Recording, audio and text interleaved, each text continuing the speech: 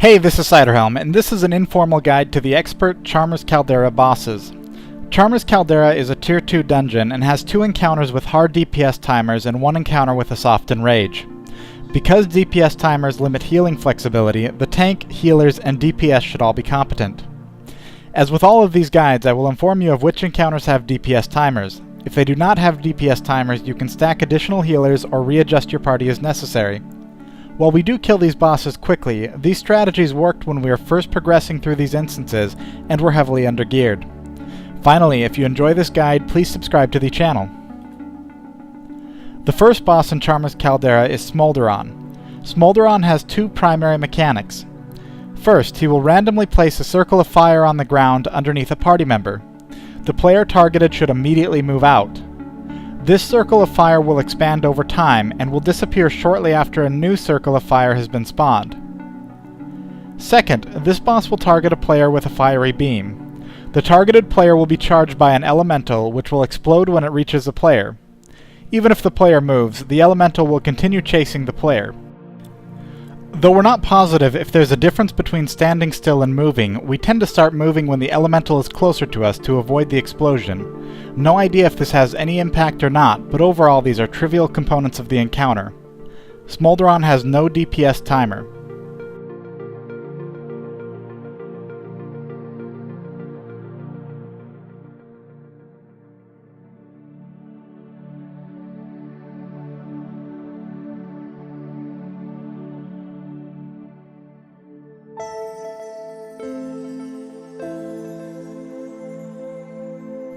The second boss in Charmer's Caldera is Cyclorax.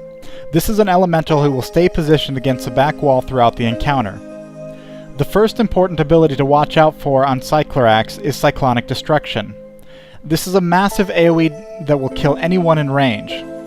There is an announcement, an animation, and a long cast bar that will indicate he is casting Cyclonic Destruction, and melee will need to move out.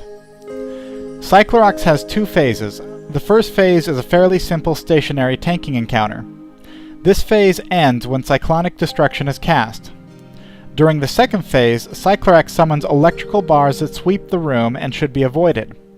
The second phase ends shortly after Cyclonic Destruction is cast again, then you go back to the simpler phase 1. Finally, there are small electric orbs that will periodically be summoned and move towards players. Players can move away from them. If a player is hit by them, they receive a debuff that causes them to take more damage from Cyclorax's random attacks. Cyclorax has no DPS timer.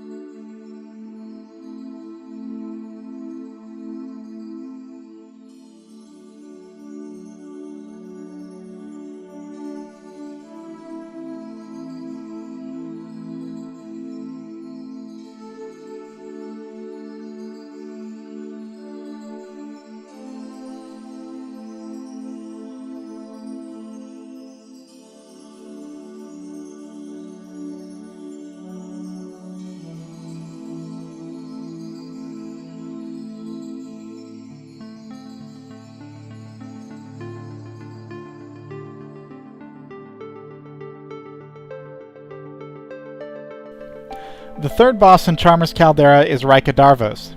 During this encounter, 2 lasers will move across the room.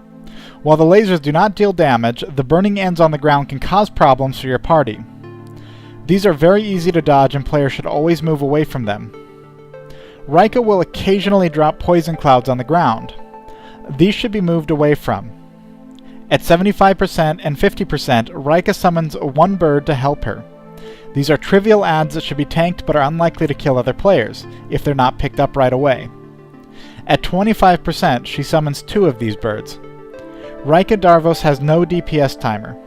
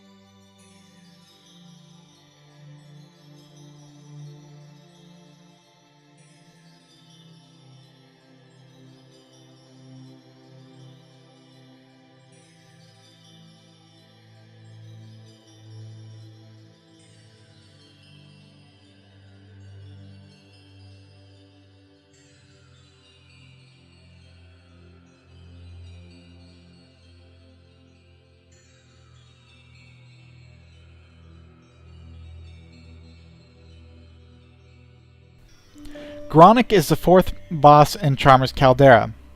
There are 2 harpies on this encounter which will periodically cast harass spells on random party members. These can be ignored even by the tank. Though not shown in this video, it's probably better to tank Gronick on one of the harpies so cleaves and other attacks will damage both. Gronick's main ability is a stacking buff that increases the amount of damage he will deal to a tank. Because of this, simply killing him as quickly as your party can is usually the best course of action. For groups that are low on DPS but happen to have a well-geared tank, it's important to note that his buff only stacks 5 times. This is not a lethal amount if the healers can keep up. And if you're having problems, you can slow burn him by using 3 healers. Gronick will periodically cast a damage shield on himself. This can be purged, though it's usually safe to keep on damaging if it's up, so long as you watch your health.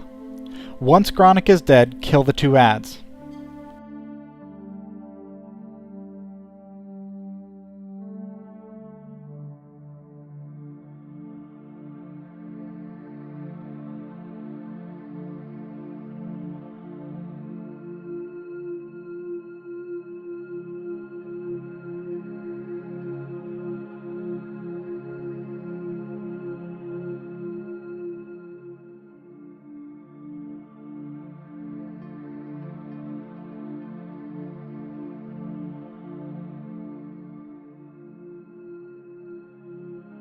Turin is the 5th boss of Charmer's Caldera. This is a straight DPS check, requiring you to kill Turin before an electrical field crosses his platform and knocks your party off the edge. Turin occasionally casts Deranging Tempest. This spell causes players to run around confused. This spell is especially dangerous when you're pushed up against a cliff edge because you can walk off the edge. Though there is some AoE damage, this encounter should be solo healed if possible.